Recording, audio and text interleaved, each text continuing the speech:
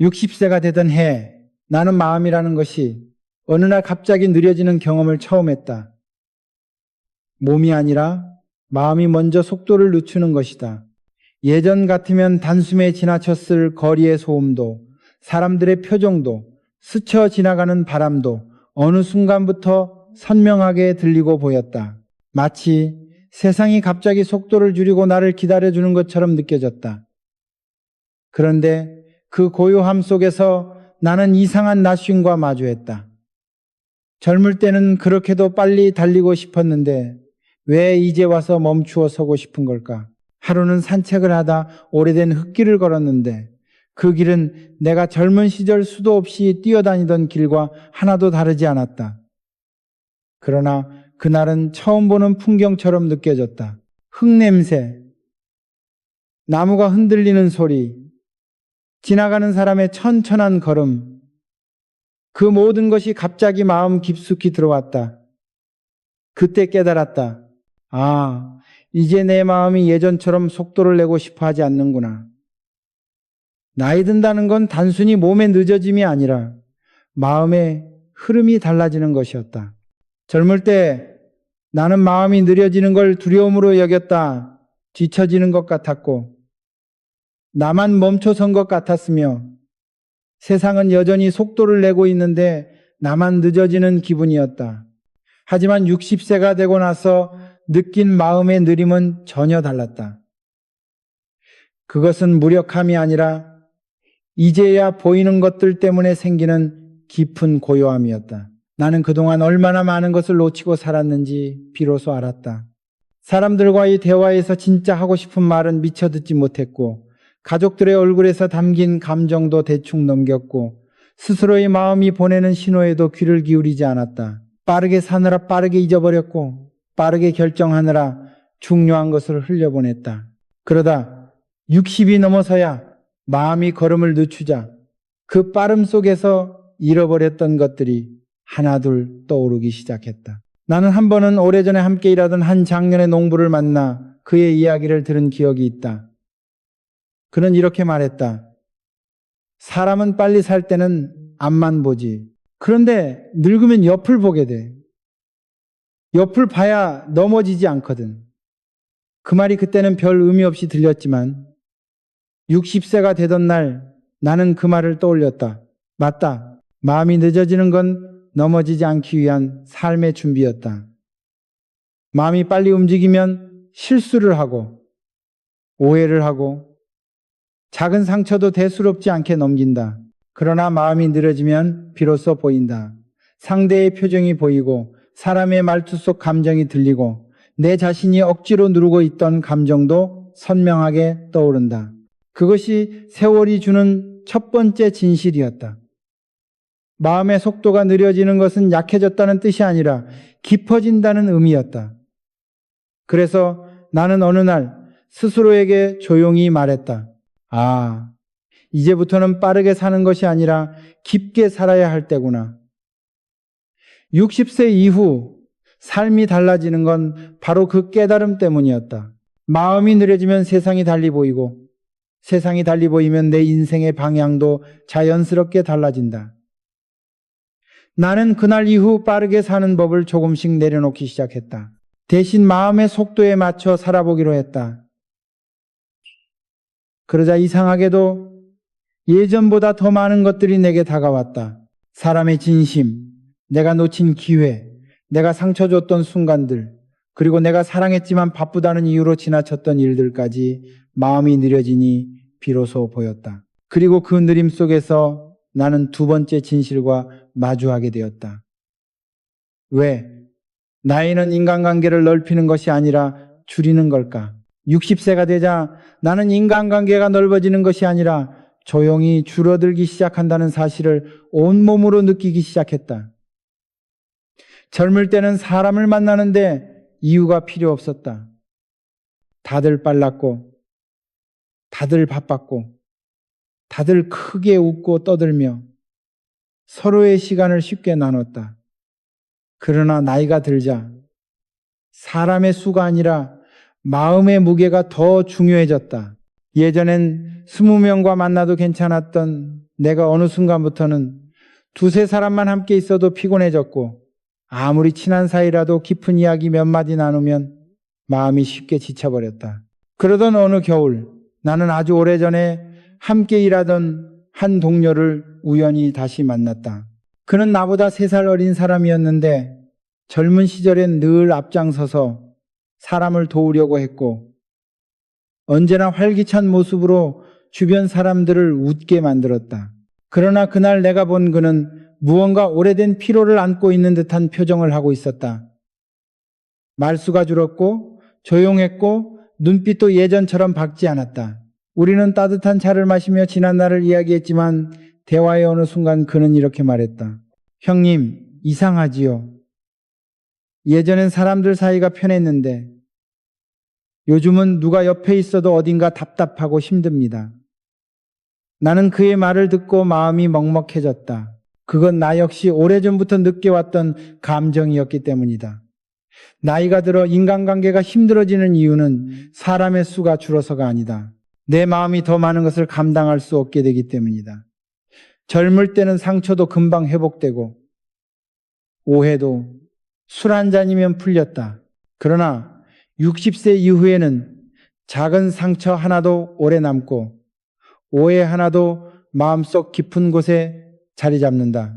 말 한마디가 오래도록 머릿속에서 되감기고 작은 서운함이 며칠 동안 마음을 무겁게 한다.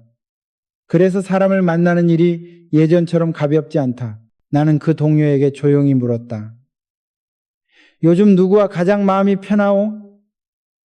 그는 잠시 머뭇거리다가 대답했다. 딱 한 명입니다.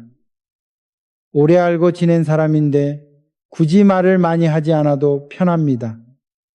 그 말을 들으며 나는 고개를 끄덕였다. 나도 그랬기 때문이다.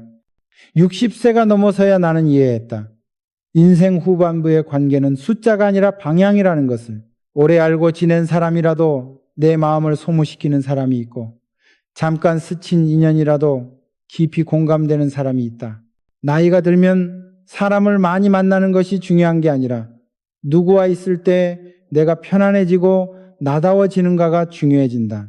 그래서 관계는 넓어지는 것이 아니라 좁아지고 좁아진 대신 더 깊어진다.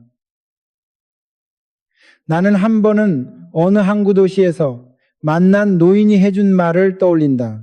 젊을 땐 인맥이 힘이었지만 늙으면 마음이 편한 사람이 힘이야. 그 말이 그때는 실감나지 않았지만 60세가 넘은 지금은 그 말이 마음속 가장 깊은 곳에 남아있다. 나도 늙으며 많은 사람을 떠나보냈다.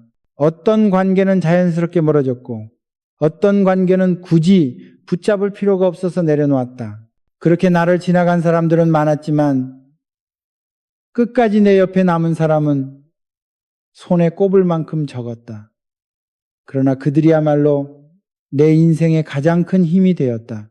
60세가 되고 보니 인간관계의 진실은 단순했다.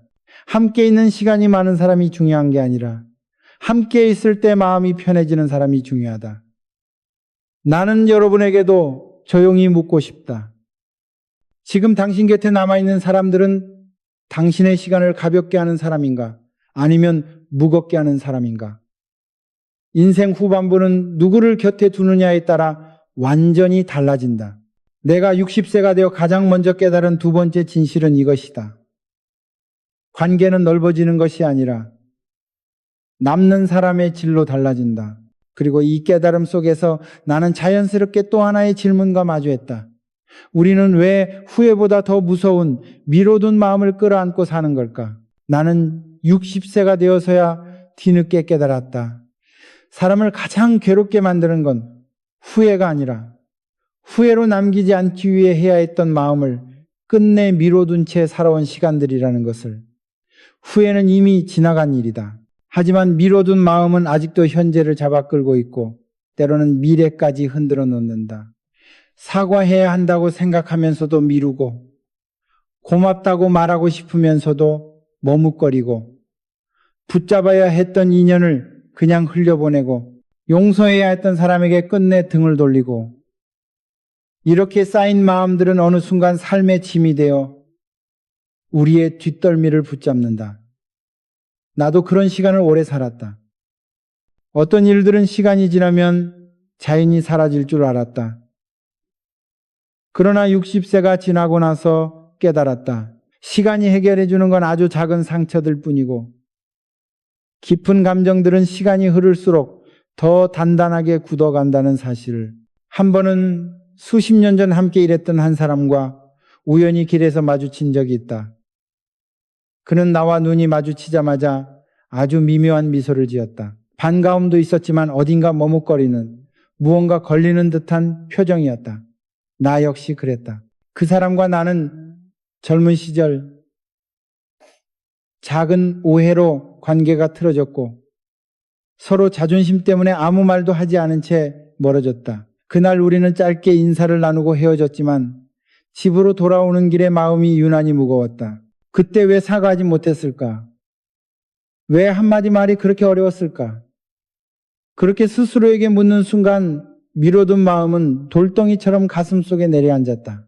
나이가 들면 후회가 커지는 것이 아니라 미뤄둔 감정의 무게가 커지는 것이다. 인간은 누구나 후회할 수 있다. 그러나 나이를 먹은 후에도 미뤄둔 마음을 끌어안고 사는 것은 스스로에게 남긴 상처처럼 느껴진다. 나는 60이 된 어느 밤 이 생각을 정리하고 싶어 오래된 서랍을 열어본 적이 있다. 그 안에는 과거의 편지, 메모, 사진들이 잔뜩 있었다. 손에 쥔 종이 하나하나가 모두 내가 미뤄둔 마음의 증거였다. 고맙다는 말을 하지 못했던 사람에게서 받은 감사의 편지, 사소한 오해 뒤끝내 화해하지 못했던 동료의 사진, 바쁘다는 이유로 두 번 다시 만나지 못한 어느 노인의 연락처, 그것들을 바라보는 동안 가슴이 묘하게 저릿해졌다. 이 감정들을 왜 정리하지 못한 채 살아왔을까? 그때 나는 선명하게 깨달았다. 사람이 후회하는 것은 선택이 아니라 선택 뒤에 숨겨두었던 감정이다. 우리는 미뤄둔 마음을 정리할 용기가 부족해서 괜히 시간에게 책임을 떠넘긴다. 그러나 시간이 지나도 사라지지 않는 마음은 결국 우리를 찾아온다. 그것이 삶의 진실이었다. 그날 나는 작은 결심을 했다. 내가 해야 할 말은 지금 하자. 미뤄둔 마음을 더 이상 끌어안고 살지 말자. 그리고 실제로 나는 몇 사람에게 편지를 썼다. 어떤 이에게는 고맙다는 말을, 또 어떤 이에게는 조용히 미안하다는 인사를 적었다. 놀랍게도 그 편지를 쓰는 동안 마음이 조금씩 가벼워지는 것을 느꼈다. 미뤄둔 마음은 해결되는 순간이 아니라 꺼내는 순간부터 가벼워지는 법이었다. 그래서 나는 여러분에게도 조용히 말하고 싶다. 후회는 사람이 남긴 상처이고 미뤄둔 마음은 스스로에게 남긴 상처다. 늦었다고 생각하는 지금이 가장 빠른 때다. 그리고 이 세 번째 진실을 이해한 나는 자연스럽게 다음의 진실과 마주하게 되었다. 왜 우리는 고독이라는 감정 앞에서 늘 한 걸음 물러서려고만 하는가? 60세를 넘기고 나서야 나는 고독이라는 감정을 온전히 이해하게 되었다. 젊을 때는 외로움과 고독을 같은 것으로 생각했다. 함께할 사람이 없어서 외로운 것, 시간이 비어서 허전한 것, 마음을 나눌 대상이 없어서 생기는 텅 빈 감정이 고독이라고 여겼다. 그러나 세월이 깊어지자 나는 그 생각이 완전히 틀렸다는 사실을 알게 되었다. 외로움은 사람이 없어서 생기지만 고독은 사람이 있어도 생기는 것이었다. 외로움은 채워야 사라지지만 고독은 받아들여야 사라지는 것이었다. 그 차이를 가장 깊게 느꼈던 순간이 있다. 어느 해 북쪽 지방 공장을 둘러본 뒤 작은 여관에 묵은 날이었다. 방은 허름했고 난방도 약했으며 창문 밖에서는 눈발이 부딪히는 소리가 계속 들렸다. 그날 밤 나는 갑자기 설명할 수 없는 감정에 휩싸였다. 마음 한가운데가 아주 조용해졌고 그 조용함이 오히려 낯설 만큼 무거웠다. 나는 생각했다. 지금 나는 외로운 게 아니라 나 자신과 단둘이 남아있는 거구나. 그때 처음으로 고독의 실체가 보이기 시작했다. 고독은 누군가가 떠나서 생기는 것이 아니라 내가 스스로에게 돌아오는 순간 찾아오는 감정이었다.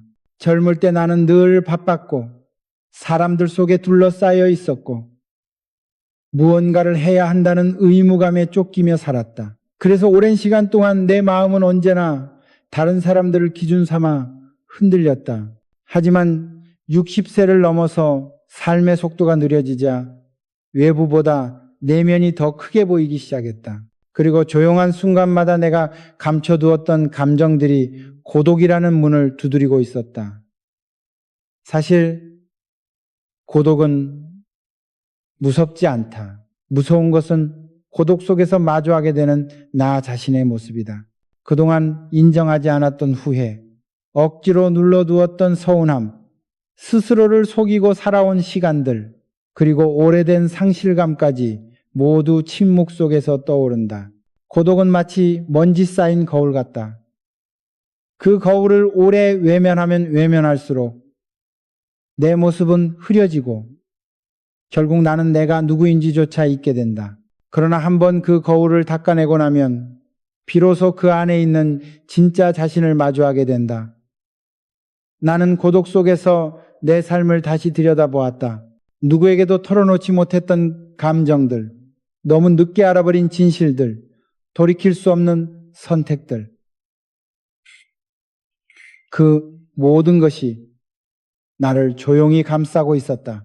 그런데 놀라운 것은 그 고독을 피하지 않고 그대로 들여다보자 마음이 오히려 가벼워지기 시작했다는 것이다. 고독은 나를 괴롭히는 감정이 아니라 내 마음을 치유로 이끄는 첫 단계였다. 그 사실을 깨닫고 난 뒤부터 나는 고독을 두려움으로 여기지 않았다. 오히려 삶이 나에게 준 마지막 선물처럼 받아들였다. 어느 날 한 노인이 내게 이런 말을 했다. 고독은 인생이 너에게 묻는 마지막 질문이야. 너는 너 자신과 화해했느냐고. 나는 그 말이 참 깊었다. 고독은 우리에게 묻는다. 당신은 아직도 미뤄둔 감정이 남아있는가? 누군가에게 하지 못한 말이 있는가? 스스로에게 솔직하지 못했던 순간을 외면하고 있지는 않은가? 이 질문들에 답하는 과정이 바로 고독의 의미였다. 그리고 나는 마침내 이런 결론에 닿았다. 고독은 피할 대상이 아니라 통과해야 할 과정이다.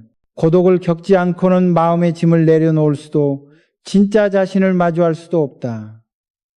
나는 여러분에게 조용히 말하고 싶다. 고독을 두려움으로 보지 말라고. 그 속에는 여러분이 잃어버렸다고 생각한 용기, 지나쳐버린 진심, 묻어두었던 상처를 치유할 기회가 담겨 있다. 그리고 고독을 통과한 사람만이 다음 진실과 마주할 수 있다. 바로 인생을 가볍게 만드는 비밀, 내려놓는 법이다. 다음 파트에서 나는 그 이야기를 하려 한다. 60세가 넘어서면서 나는 한 가지 사실을 매우 뼈저리게 깨닫게 되었다. 인생은 쥐고 있을수록 무거워지고 내려놓을수록 가벼워진다는 진실이다. 젊을 때의 나는 버티는 것을 강함이라고 생각했다. 꼭 쥐고 놓지 않으면 언젠가는 보상받을 것이라고 믿었고, 남들이 뭐라 해도 반드시 끝까지 지켜야 하는 것들이 있다고 여겼다. 그러나 나이가 들수록 알게 되었다. 끝까지 지켜야 하는 것은 자존심이 아니라 마음의 평안이었고, 붙잡아야 하는 것은 인간관계가 아니라 나 자신이었다. 나는 한번 오래전 농촌 마을에서 만난 한 노인의 이야기를 잊지 못한다. 그는 평생 논밭을 지키며 살았지만 자신이 가진 것 중 어느 것도 쉽게 버리지 못하는 사람이었다. 낡아 빠진 농기구, 망가진 의자, 깨진 항아리까지. 사람들은 그를 보고 정이 많아서 그렇다고 말했지만 어느 날 나는 그에게 조심스레 물었다. 이제는 쓰지 않는 것들을 조금 정리하시는 게 어떻습니까? 그는 잠시 창문 밖을 바라보다가 이렇게 대답했다. 이걸 버리면 나도 조금 사라지는 것 같아서 그래.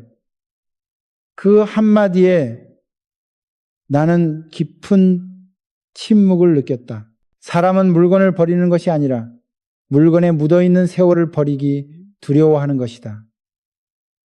그런데 우리는 물건뿐 아니라 감정도 그렇게 쌓아둔다.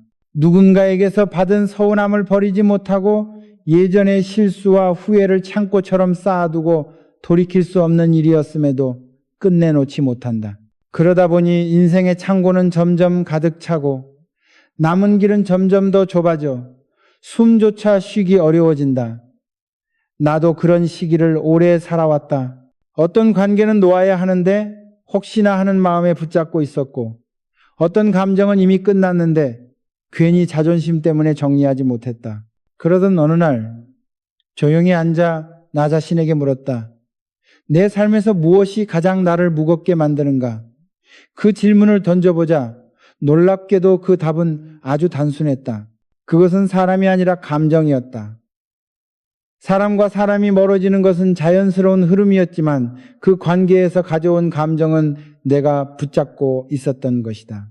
누군가에게 받은 상처라기보다 내가 떠나보내지 못한 마음이 나를 더 아프게 했다. 그제서야 나는 조금씩 내려놓기 시작했다. 서운함도 내려놓고 지나간 선택의 후회도 내려놓고 어쩔 수 없었던 순간들에 대한 원망도 내려놓았다. 내려놓는 과정은 쉽지 않았다.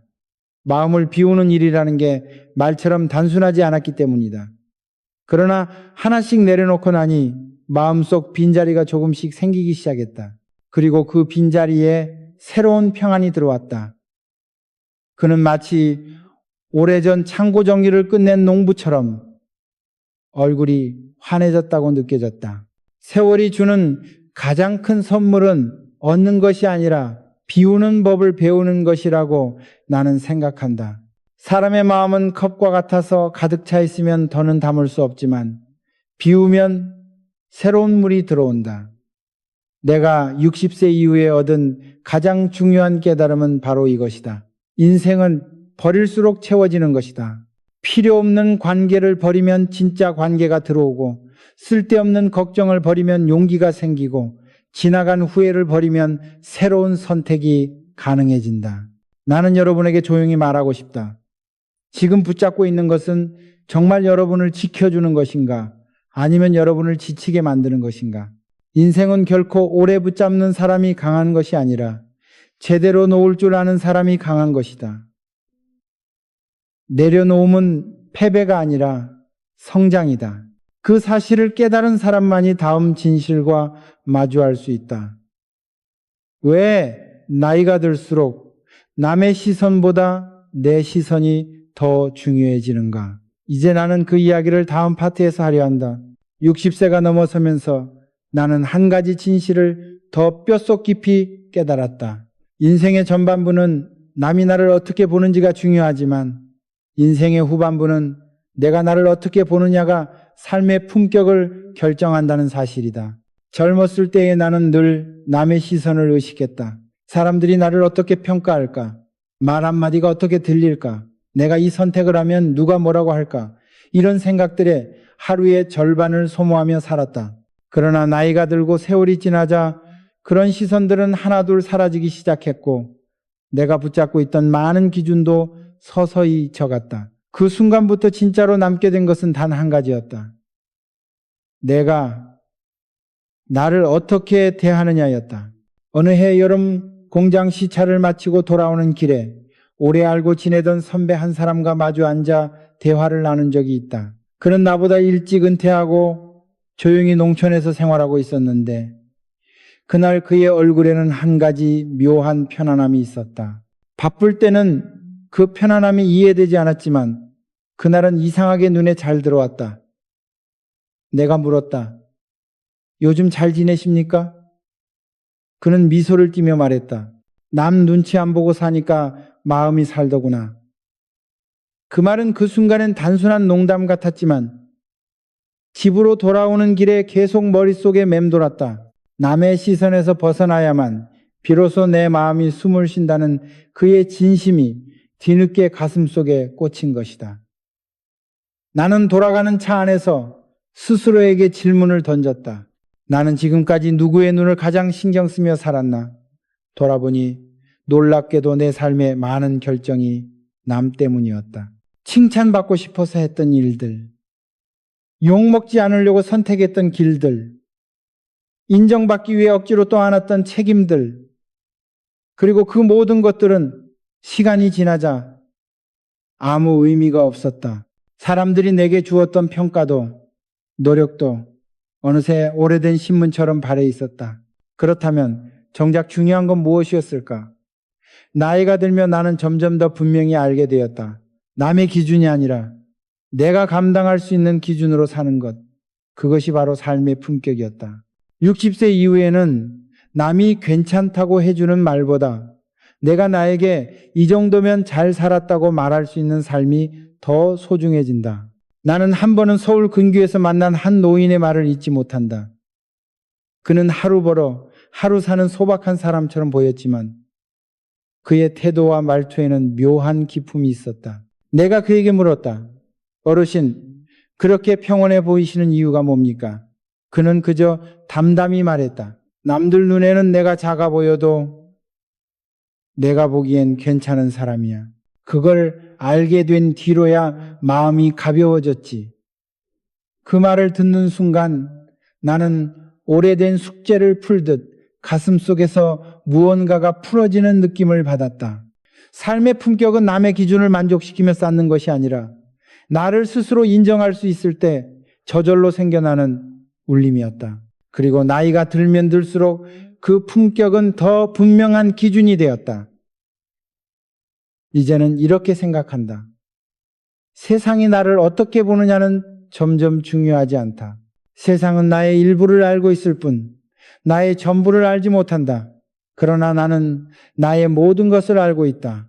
나의 치부와 실수, 용기와 후회, 상처와 회복을 가장 잘 알고 있는 사람은 결국 나 자신뿐이다.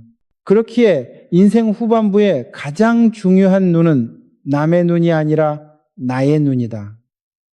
나를 함부로 대하면 남도 나를 함부로 대하고 나를 존중하면 남도 그 존중을 느끼게 된다. 인생은 결국 내가 나를 바라보는 방식이 다른 사람에게 번져가는 구조였다. 그래서 나는 60세 이후 이런 결심을 했다. 남의 기준으로 무겁게 살지 말고 내 기준으로 단단하게 살자. 그 결심을 한 뒤부터 마음이 흔들리는 일이 많이 줄었다. 누가 나를 오해해도 크게 흔들리지 않았고 누가 나를 칭찬해도 그 칭찬에 지나치게 의존하지 않았다. 내 내면이 조금씩 단단해지기 시작했던 것이다. 결국 나이가 들수록 인생을 지탱하는 힘은 외부의 인정이 아니라 내가 나에게 보내는 믿음이었다. 그리고 이 믿음은 또 다른 진실로 나를 이끌었다. 그것은 바로 삶의 본질은 생각보다 훨씬 작은 것들 속에서 드러난다는 깨달음이었다. 이제 나는 다음 파트에서 그 이야기를 하려 한다.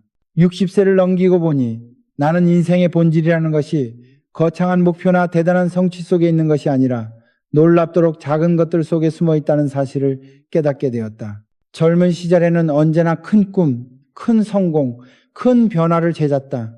사람들은 늘 내게 물었다. 회장님은 어떤 큰 목표를 이루고 싶습니까? 그러면 나는 당연한 듯 대답했다. 나라를 위해, 회사를 위해, 사람들을 위해 큰일을 하고 싶다. 물론 그 말은 거짓이 아니었다. 그러나 세월이 흐르고 내가 가진 것들보다 잃은 것들이 더 많아지고 삶을 채우는 관계보다 떠나보낸 얼굴들의 기억이 더 깊어지면서 나는 생각이 달라지기 시작했다. 인생을 지탱하는 것은 큰 꿈이 아니라 평범한 하루 속에서 스스로를 잃지 않는 작은 태도들이었다. 어느 해 늦가을 나는 지방을 돌다 잠시 쉬기 위해 작은 역촌의 벤치에 앉아 있었다. 은행나무 잎이 바람에 떨어지며 바닥을 누르듯이 흩어졌는데 그 모습을 나도 모르게 한참 바라보았다. 그 옆에는 허리가 굽은 할머니 한 분이 앉아 계셨다. 그는 내 옆에서 조용히 말했다. 떨어지는 잎이 아깝지요. 그런데 저 잎들이 떨어져야 새 잎이 나옵니다. 단순한 말이었지만 그 한마디가 마음속에 깊게 박혔다. 그녀는 이어서 말했다. 사람도 그래요. 버려지는 것 같아도 사실은 다시 살아나는 겁니다. 그날 나는 깨달았다. 인생의 본질은 대단한 무엇이 되느냐가 아니라 매일의 작은 순간들을 어떤 마음으로 살아내느냐에 달려 있었다. 자식에게 남기는 말투 하나, 아내에게 건네는 작은 배려 하나, 모르는 사람에게 보이는 작은 친절 하나, 나 자신에게 보내는 짧은 격려 하나, 이런 사소한 행동들이 쌓여 결국 한 사람의 품격이 되었고 그 품격이 인생을 지탱하는 힘이 되었다.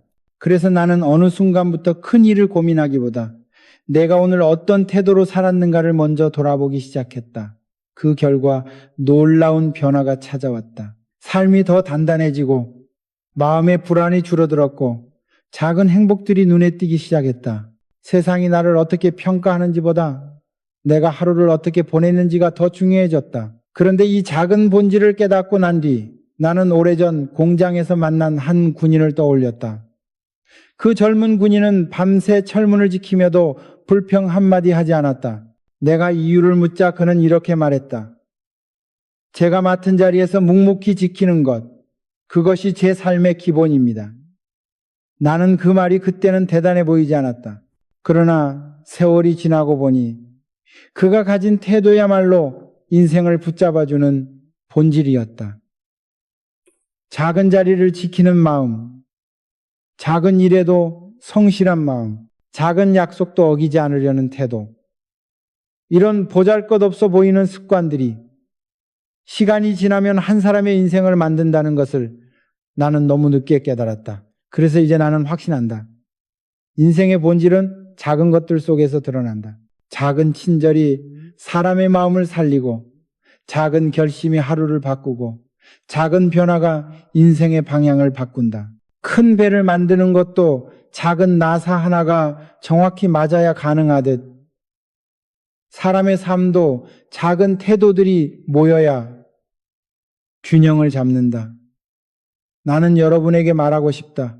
삶의 후반부는 더 이상 큰 꿈을 이루는 시간이 아니다. 그 시간은 다시 본질로 돌아오는 시간이다. 무엇이 중요한지 선명해지고 무엇이 불필요한지 구분이 되며 무엇이 나를 지켜주는지 비로소 알게 된다.